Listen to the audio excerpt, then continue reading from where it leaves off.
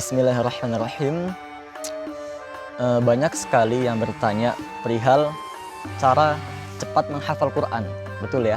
Ya.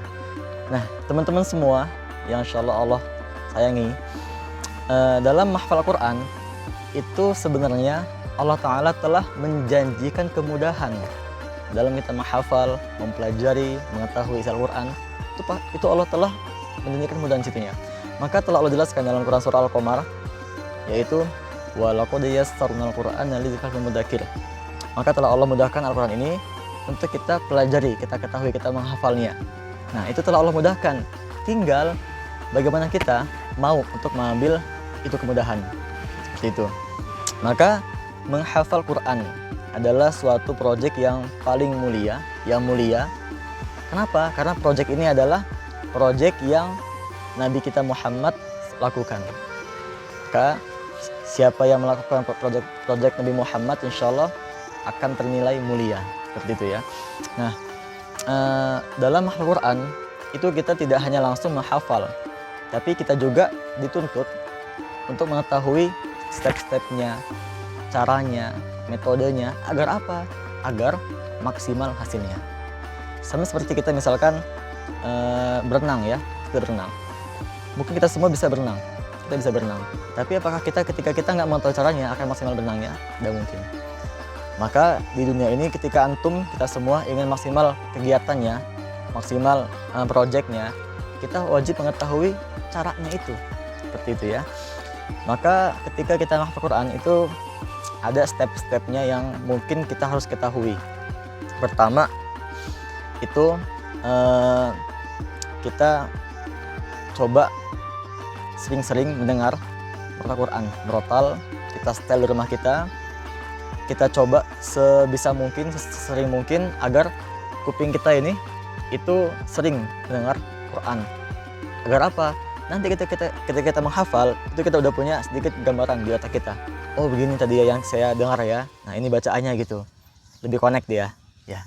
Yang kedua, kita bacalah itu yang mau kita hafal. Nah, ketika membaca ini tidak ada waktu khususnya. Bisa kapan aja, bisa pagi, siang, sore, malam gitu. Nah, yang pada penting ketiga nih, ketika menghafalnya. Ketika menghafal itu waktunya kalau bisa diusahakan waktu yang memang bagus buat menghafal itu di pagi hari. Setelah kita bangun tidur, sekitar jam-jam tahajud sampai subuh, setelah subuh sampai kita aktivitas pagi. Maka kita simpulkan, sebelum kita aktivitas pagi hari itu, kita menghafal dulu. Kenapa?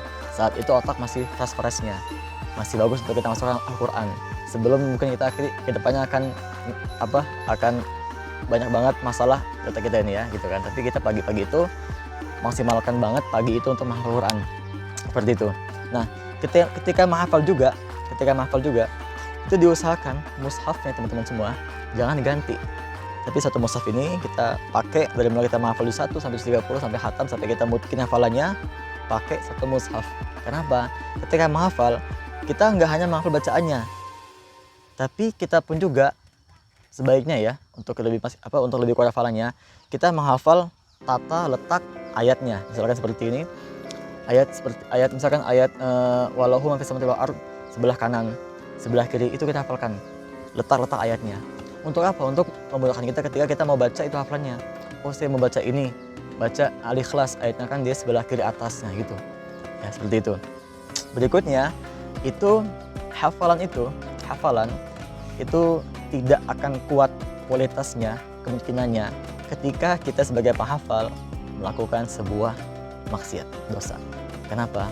Teman-teman semua, Al-Quran adalah makhluk hidup yang dimana dia ini tidak mau dibaca ya dengan orang yang matanya penuh dengan dosa seperti itu. Ini adalah kalamullah, mulia isinya. Mungkin Allah tidak akan mungkin sembarang milih hambanya untuk bisa membaca kalamullah ini, kalam-kalamnya. Maka yang Allah pilih adalah hamba-hamba yang beriman, yang baik, yang mungkin maksiatnya tidak banyak, sedikit gitu. Tapi kita dituntut untuk bisa mengurangi maksiat dalam Al-Quran ya, supaya kita masih hafalannya. Berikutnya adalah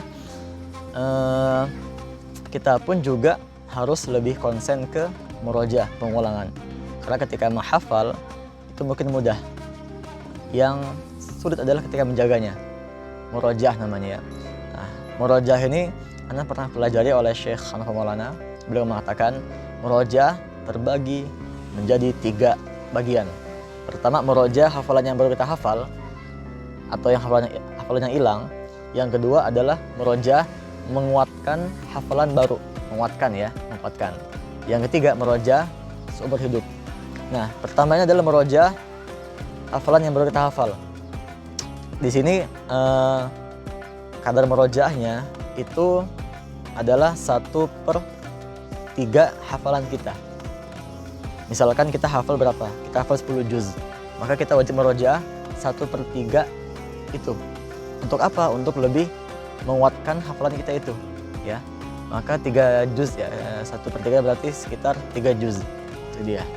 Itu pertama ya, murojaah hafalan yang baru kita hafal untuk kuat hafalannya.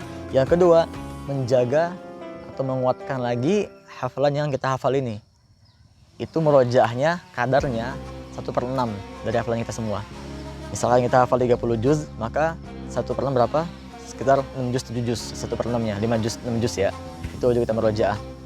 Dan cara ini, cara yang para sahabat telah lakukan zaman dahulu. Mereka membagi Al-Quran menjadi 5 bagian. Maka mereka tuh ketika murojaah Al-Qurannya, itu dengan izin Allah bisa khatam seminggu sekali. Seperti itu. Yang ketiga itu murojaah sampai kita Allah panggil ke akhirat kelak. Murojaah seumur hidup. Itu kadar murojaahnya 1/10 hafalan kita. Maka kita ketika hafal 30 juz dituntut kita untuk bisa murojaah 1/10. Maka 3 juz seharinya untuk menjaga kekuatan hafalan kita. Wallahu a'lam bishawab. Mungkin itu yang bisa saya bagi pada pagi hari ini. Saya akhiri, wassalamualaikum warahmatullahi wabarakatuh.